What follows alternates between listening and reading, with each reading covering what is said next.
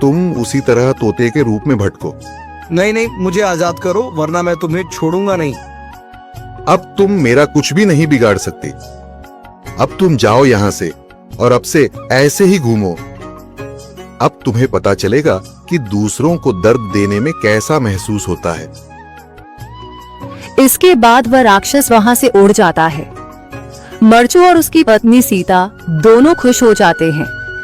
मरचू पहले की तरह काम करने लगता है। वह और उसकी पत्नी दोनों खुशी खुशी जिंदगी गुजारने लगते हैं।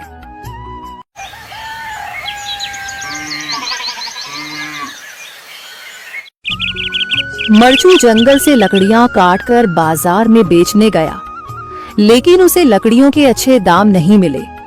इस पर मरचू ने कहा, अरे भैया, इतने कम पैसे? इन पैसों में तो 2 वक्त का खाना भी नहीं मिलेगा। आप मुझे बहुत ही कम पैसे देते हैं। मैं इतनी मेहनत से लकड़ियां काट कर आता हूँ, लेकिन उनके पैसे मुझे बहुत कम मिलते हैं।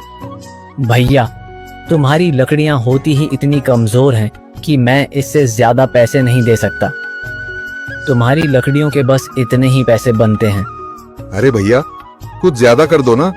वो क्या है ना कि इन पैसों का तो कुछ भी नहीं आता। मैं अपनी जिंदगी कैसे गुजारूंगा? भैया, तुम जाकर अच्छी लकड़ियां लाओ, तभी इन लकड़ियों का अच्छा दाम मिल पाएगा, वरना इन लकड़ियों का तो यही दाम है। ये सुनकर मरचू बहुत ज्यादा परेशान हो गया और पैसे लेकर किराने की दुकान से सामान खरीदकर घर आ गया। घर पहुंचते ही मरचू की पत्नी सीता ने कहा, अरे जी, सामान ले आए आप? हाँ जी, सामान ले आया हूँ। सीता के चेहरे पर खुशी छा जाती है, लेकिन जब उसने सामान देखा, जी, इसमें तो बहुत थोड़ा सामान है। हाँ सीता, मुझे पता है कि यह सामान बहुत थोड़ा है, लेकिन मैं क्या करूं? मेरे पास जितने पैसे थे, मैं उतने का ही सामान लेकर आ गया हूँ। इस तरह हमारा गुजारा कैसे हो पाएगा जी? आपको तो पता ही है कि हम कितनी मुश्किलों से गुजारा करते हैं। हाँ हाँ, मुझे पता है, लेकिन मैं कर भी क्या सकता हूँ? मेरे पास इतने पैसे ही नहीं कि हम एक अच्छी जिंदगी गुजार सकें। इतनी मेहनत कर रहा हूँ, लेकिन फिर भी मेहनत का फल नहीं मिल रहा। इतनी मेहनत से अच्छी लकड़ी काट कर आता हूँ, लेकिन मुनासिब दाम नहीं मिलता। मैं तो बहुत परेशान हूँ। क्या करूँ? कहाँ जाऊँ? अरे जी, आप परेशान न हो, आप कोई और काम देख लें। मैंने कई बार काम तलाशने की कोशिश की, पर किसी ने भी मुझे काम नहीं दिया।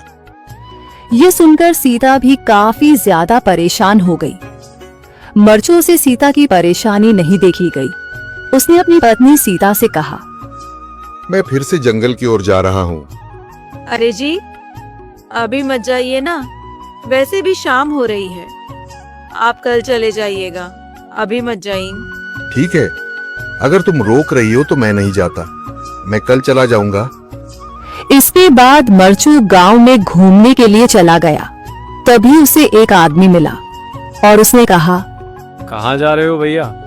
और सुनाओ, क्या हाल चाल है? जिंदगी कैसे गुजर रही है? अरे भैया, तुम्हें तो पता है कि लकड़ियां काटकर कैसे गुजारा होता है। हाँ भैया, तुम सही कह रहे हो। और आसपास के जंगलों में अच्छी लकड़ियां भी नहीं है। इसके लिए तो जंगल के अंदर जाना पड़ेगा। पर जंगल के अंदर तो काफी सारे जंगली जानवर होंगे। मुझे बहुत डर लगता है भैया, मैं जंगल में कैसे जाऊंगा? हाँ भैया, जंगली जानवर तो होंगे, लेकिन अच्छी लकड़ियां तो वहीं से ही मिलेंगी।